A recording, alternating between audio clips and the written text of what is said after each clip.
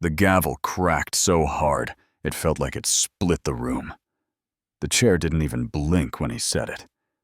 Effective immediately. Karen Whitaker is removed as president for misuse of authority. Her smile froze, and I slid my dead pool fob across the table like a receipt. I won't need your permission to swim in my own neighborhood anymore. Yeah, that happened. But stories don't start at the finish line. They start in the heat. You can taste the kind that makes the stucco glow and the asphalt shimmer.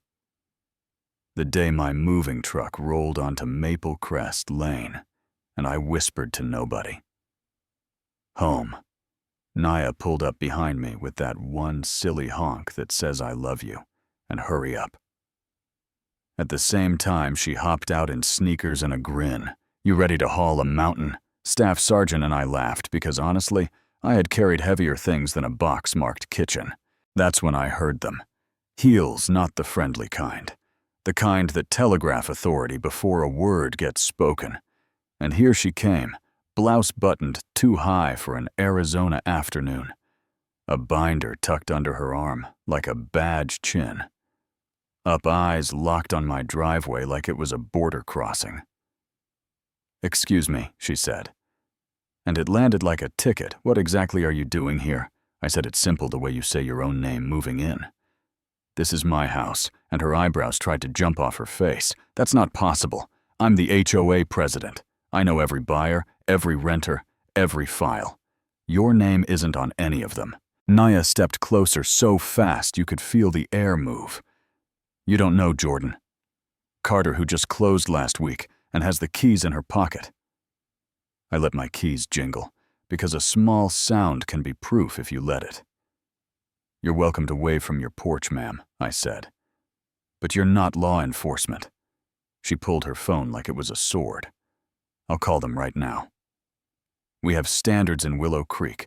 We do not allow unauthorized move-ins." Then she angled her body just enough to block my walkway.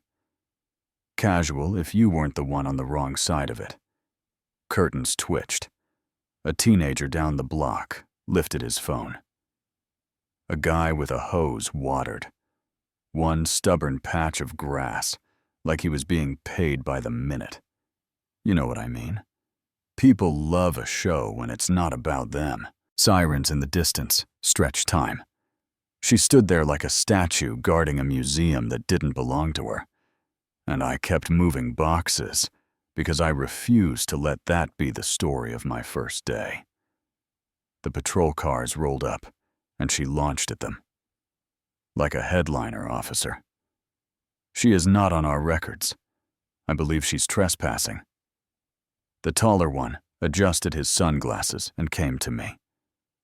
"Ma'am, can you identify yourself?" So I did what 15 years in the Air Force trained me to do. Stayed steady, handed my military ID without a shake. Watched him read the name, the rank, the years that took me through nights of sand and noise and promises I made to Nia that I would come home. He nodded, "Thank you." Then the other officer turned to her. "Do you have any evidence she doesn't belong here?" And Karen opened her mouth, and nothing came out. But that old line, "I know what is right." The taller one said, "We're not here to enforce preferences. There's no issue." The neighbors did that awkward shuffle, where curiosity backs up into embarrassment. The kid dropped his phone, and I stood in the sun with my neck burning, and thought so. This is how it's going to be.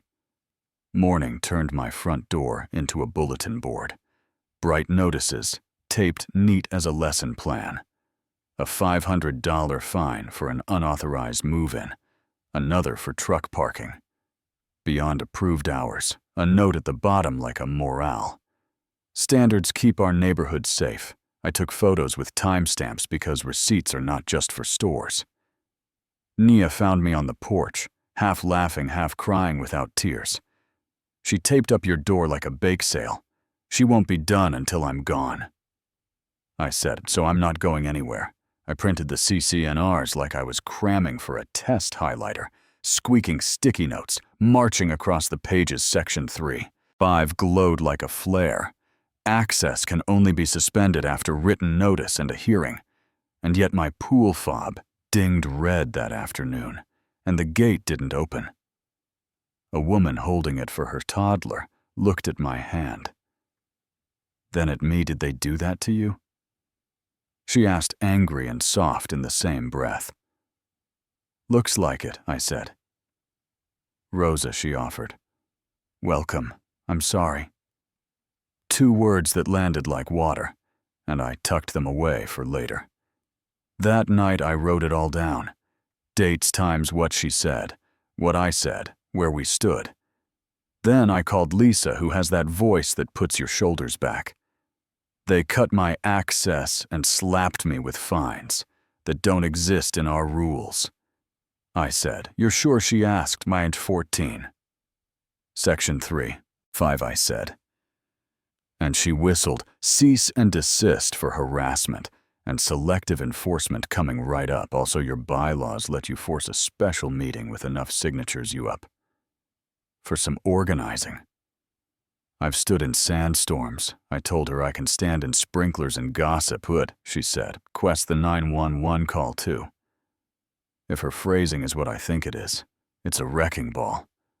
We got busy like a dinner rush. Zach. The teenager texted me his video, Karen stepping into my path. Don't take another step until I sort this out. Justin. The hose guy came by with that careful helpfulness. Some men practice. She told us to prove we belong. Last year, my wife cried for 2 days. We'll sign. Rosa put her name down like it mattered, because it did. Even Mrs. Ellison in slippers on her porch said, I think this has gone too far. I'll sign. And the petition got heavy in my hands. In the best way, then the 911 audio landed in my inbox, and it was exactly what I feared and expected. Karen's voice, all sugar. We have someone unloading into a home. She just doesn't look like she lives here, and I played it twice, sent it to Lisa and the board, with the kind of calm you find when something cruel finally says itself out loud. The clubhouse felt like a briefing room, too cold, too bright. Chairs designed to make confident people wiggle. Karen laid out tidy stacks of paper like geometry could fix judgment. The board tried on neutrality in the mirror and brought it here. The room filled with phones and folded arms and the smell of neighborhood politics. The chair called us to order and said my name, and I stood because you don't send someone else to tell your truth when your own lungs work. I moved in with a key. I earned the slow way on my first days. Whitaker called the police instead of saying welcome, when that didn't remove me. The HOA posted fines not listed in our CCNRs and cut my pool access. Without notice or hearing, our rules don't allow it. Our values shouldn't either. I put the photos on the screen, the highlighted rule glowing like a runway, the email suspending my access without due process, the petition with names from houses with chalk on their driveways and bikes on their lawns. Then I hit play on the audio, and the room did that math you feel more than see. She just doesn't look like she lives here, and some faces went blank the way people go blank when they're deciding if they heard what they heard. Others looked at Karen like a magician caught palming the coin. The chair said, President Whitaker, and she tried to wrap herself in standards and procedures like a shawl.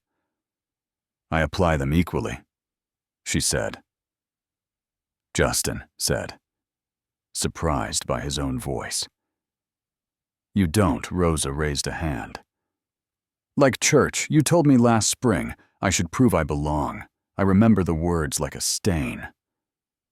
The chair asked if she called 911 before verifying. She said she had concerns, and I asked the question soft, because sometimes soft cuts deeper.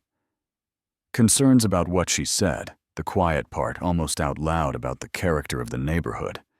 And there it was, the glittery word people use when bias wants to wear pearls. Lisa leaned in, read the rule. Like scripture, bylaw. Section 4.2 and Section 3.5 suspension requires notice and hearing miss. Carter received neither. The chair rubbed his brow, put the motion on the floor, called for a vote, and hands went up. Not every hand, not even most, but enough. Sometimes justice is a landslide. Sometimes it's a margin mouthbound. The gavel hit the decision, stood removal, effective, immediately.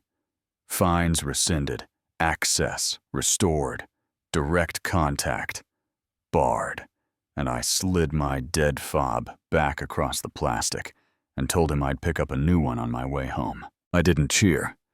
There were no fireworks. Bias doesn't vanish because a vote got recorded in meeting minutes.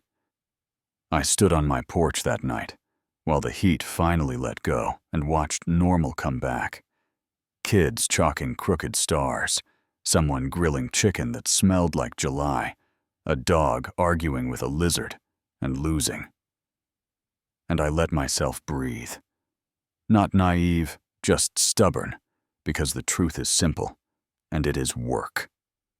I won because I had receipts, because I read the rules, because a few neighbors got brave in public, because a board chose fairness over convenience.